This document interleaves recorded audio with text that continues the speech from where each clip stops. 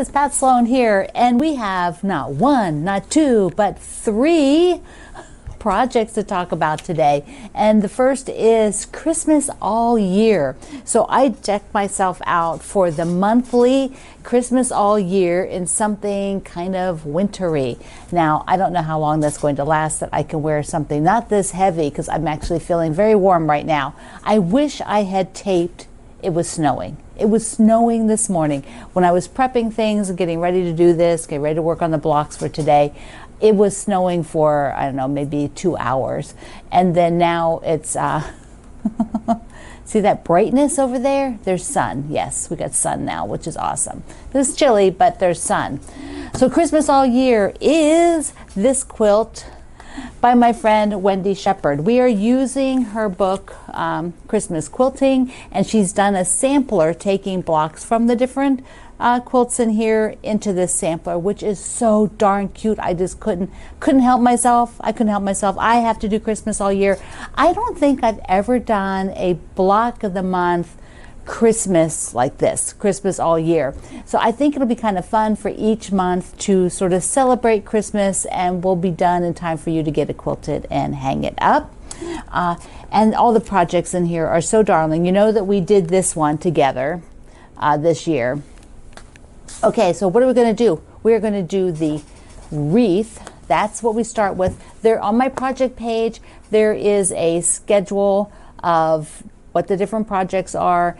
What the different month, what the different blocks are for the month, blah, you know, whatever I mean. And and then there's a supply list for this particular quilt. So what I want to do is show you the fabrics that I'm working with.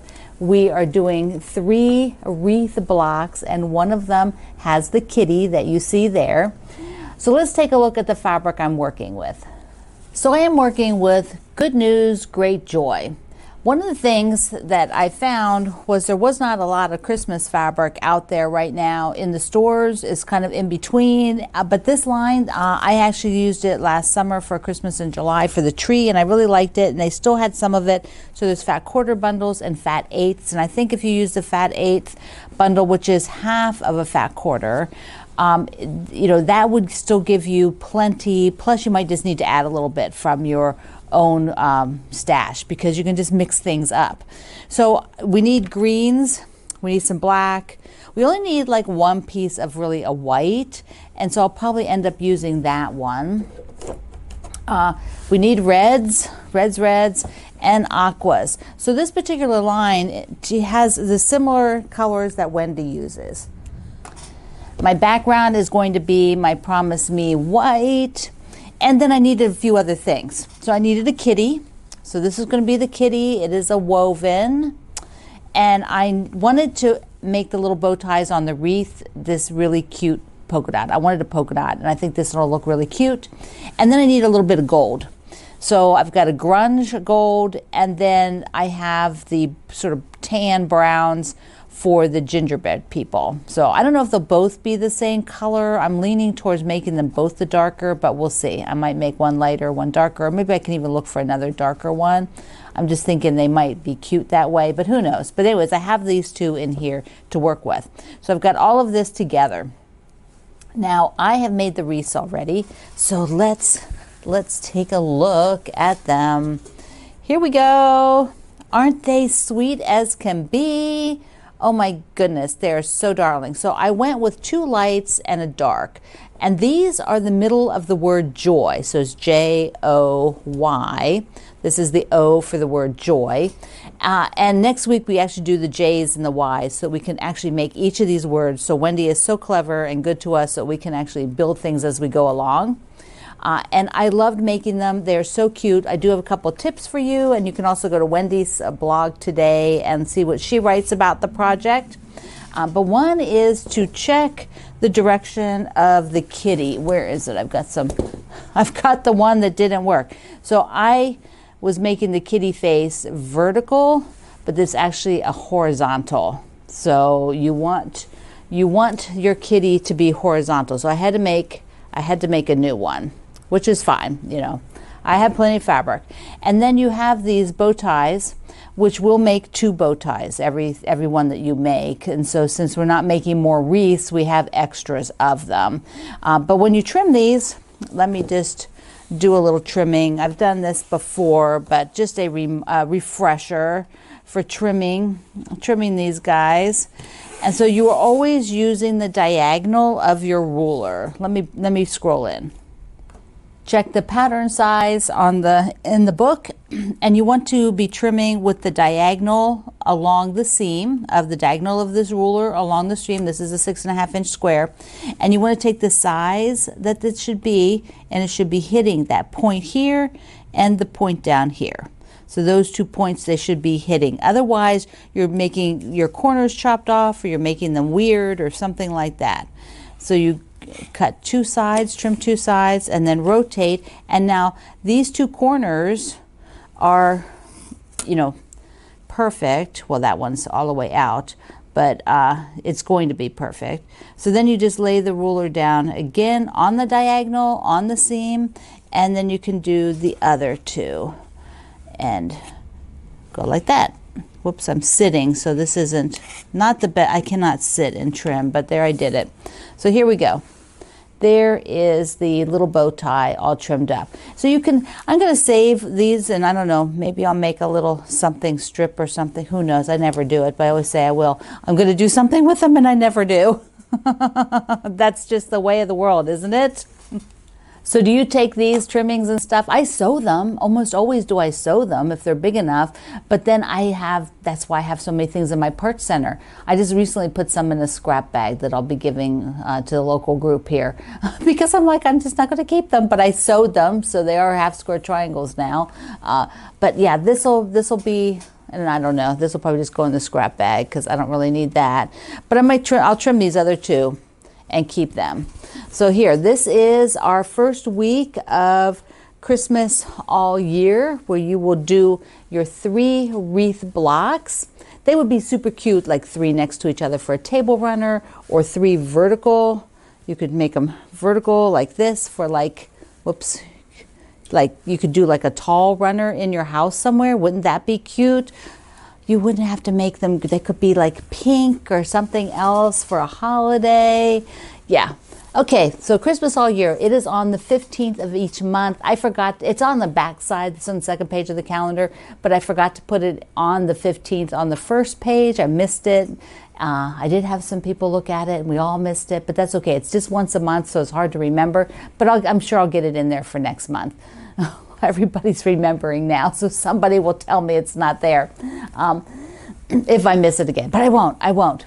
So we go for 6 or 7 months, something like that, and we will celebrate Christmas. And even in the summer, I will try to find something Christmassy. It will not be this. It will not be this. It probably won't even be this in March again. I'll have to do something else. Okay, so we're going to go on to project number 2 for the day. And our second project for today is Stronger Together. This is a fundraiser for the United Negro College Fund, whose mission is to take Black students and get them into college and finish college with funding and other support systems to help them out. And the theme behind this year's fundraiser is a tribute to Ruby Bridges, who was the child that broke down barriers to let Black children go to school in the South and with white children. So you can read about her story. Each of the 4 blocks for this fundraiser are designed by a different designer, and today's is by Katie Plybin, and she has a block that, let me just get it right here, she's calling it the Upward Block. The quilt block is a celebration of the spirit of uplifting each other and pushing each other to the top. So you can read a little bit more about it in the pattern. So you've got the pattern you downloaded, and the link to the download and to the donation page is in the description box and at my project page over at I Love to Make Quilts. So we are, well, here I'll just show you on here. So this is a block. This is the block that we're doing. And I just wanted to show you first that I did a little coloration on the guide. So I've got the guide here, I just used this front page. I don't know why I didn't write on one of the bigger images, because there's bigger images in the pattern that I could have written on, but I didn't. So I was trying to do a little bit of color planning because this is a small piece and I don't want it to get messy looking with color. So I decided I'm going to do, I did the yellow for the bell and the inside of this second block, and then I'm going to do yellow down the middle here, and then a couple of the blocks over on the last one. Plus, in the border, I am going to do yellow on either side. So I sort of have a balanced border concept going on, where I have navy in the middle, yellow, green, navy in the four corners. So that is how I'm going to balance those out, which I need to start. I need to get them cut and have them to sew while I'm sewing other things. Let me just show you the other two blocks again so we can see where I am and then how I'm going to pick color for this one. Here is the first block. And remember, this will be a flat bottom. There'll be a flat bottom on here after it's sewn into the sashing. So those points will be gone on the apple. And then this was last week's block. And so you can see I've got yellow. I actually have yellow in two places. I forgot. Okay, so what do I have for this upward block? I want to use similar colors, but I also, similar colors, but similar fabrics, but I also pulled in a couple other fabrics. So let me show you what I have going on. So here is what I'm going to, end up with, but I also need to pick, I would try to go blue, green, because at first I was thinking, well, maybe I would do something like this. Maybe, pull in something like that. But I just felt like I really preferred to have the blue green. I think that just, I don't know, that was just speaking to me. So blue green, and where is that? I can't remember which the order is. So maybe like that. No, I think I'm still going to do that one at the end. Here we go. So I've got the two prints and the smaller prints on either end. Okay, so for the yellow, originally I thought I would do this one. I don't have tons of that one. I have tons of this one, but I do want to put this in again. But because the bell, it would be right under the bell. Actually, both of the blocks have a lot of this. So I could, but I decided to change it up and do the floral. So in order to, this is kind of a tricky block in a way for coloration. The block is easy to make, but getting all your colorations correct, you have to be on your A game. So in order to do this, I decided to go ahead and cut for these half square triangle units. That's a half square triangle unit out here. Get all of them cut, because you can see from this one, it will be like that. And when I do the bottom one, it will be under it. Get the angle right, like that, as I go along. May not be set up quite right. Oh no, so like this will be in here, there'll be this green. But instead of laying them sort of all out like this, I decided to just go ahead and do one row at a time, but I can make all these bigger half square triangles first. So this will give me control. And then also when these two go together like this, the seam is not going to be as distinguishable as it were if it were the plaid. And they'll just sort of blend in together, and you're not really even going to see the seam on that floral. So, okay. So I will make one row here and then show you that. Here it is partially sewn, and you really do have to pay attention to direction and everything else. These are made right here, and they look like a hot mess, just that one block. But when you put it together, it's going to be so pretty. There you go. So that will be sewn to one row. And then here I don't have these sewn yet. So you can just see what that's going to look like. But I've got it laid out all the way down. And this fabric was then repeated down here. You could put a different fabric, like a fifth fabric if you want, but I just kept it simple as can be. And so that's what it's going to look like. Let me just sew all these rows and put the whole block together. These are big blocks. I've got this on the 18-inch board. Looks so good though. I'm really happy with the way that turned out. It was a little mind-bending to keep everything straight, but I only had like one thing that I twisted. I put like this up here, and it only did one of them, and I noticed it. So I was like, okay, I only have to take that one out. That was good. Let's go put it on the wall with the other ones. So we've got 3 blocks. I like how this has a lot of pattern, that has a lot of pattern. This has a lot of white area. The last one, which are books, doesn't have quite as much white area, but I'm going to try to make it like have some of the stronger colors down here with a bit of the yellow. And I did one. I got 2 of these cut, so I did one of them so you can see the scale. It is big. Those are big economy blocks. It's a 6-inch square, so, and there will be, you know, the border all the way around this. But this looks super good, so stronger together. Week 3 is in the books. So what I did for this project is I went ahead and got all of the big squares cut and stacked here. Now I need to do more of the white. I put the white fabric here, and these will all be for those economy blocks. So like tonight, I will go ahead and cut more white squares so I can have these as I can run them through while I'm sewing other things. So I can get this going. So I feel really good. I got all those cut. Project number 3 is the Quilted Witch, which that we have been working on for a while, and we're getting down to the last parts of sewing it together in the one section. If you're doing my version, it is without the witchless version, and we have a bunch of different layout things. So I want to go ahead and stick up on the wall what's sewn, the sections that are sewn, and what I want to sew today. First, let's look at page 11 because that's kind of an overview to see what's going on. So we have this made, and today we're going to make this section here.